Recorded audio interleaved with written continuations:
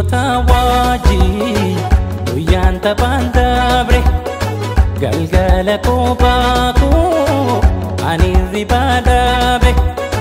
Hiriyoota wajjin guyyaan taphaan darbe galgala kophaa koo ani hirribaa dhaabe.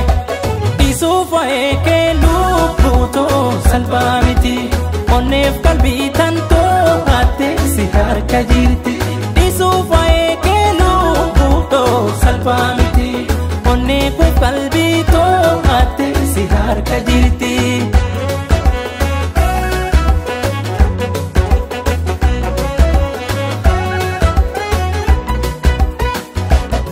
Bakka kuma laaluun rakkoon saas kumuumaa abdiin kutu sirraa ansi eega suumaa.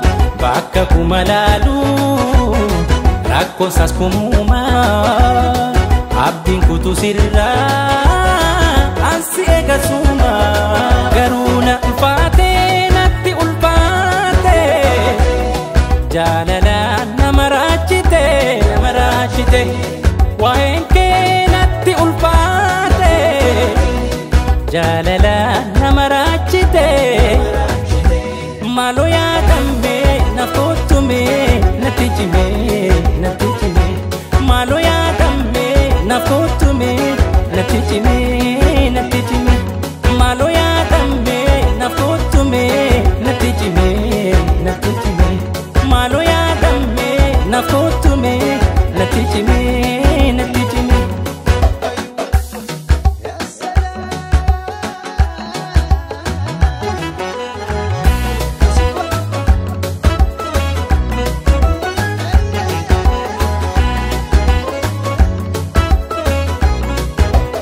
Hiriyoota wajjin guyyaan taphaan dabre galgala kophaa koo ani hirribaa dhaabe.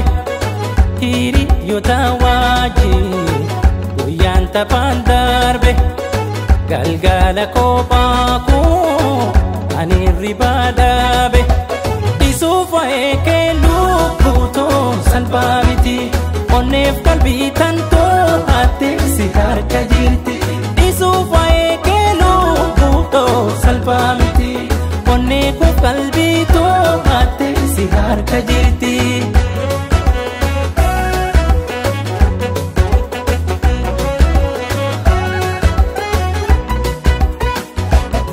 Yoo ati naan beeyne miidhamu koo beeki silaa sin rakkisu jaalala naaf argi.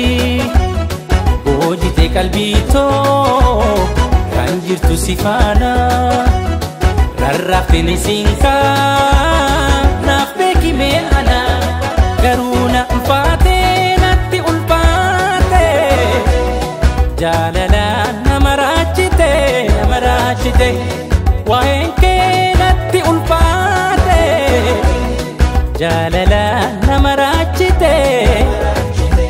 Maaloo yaadame na kottume natti cime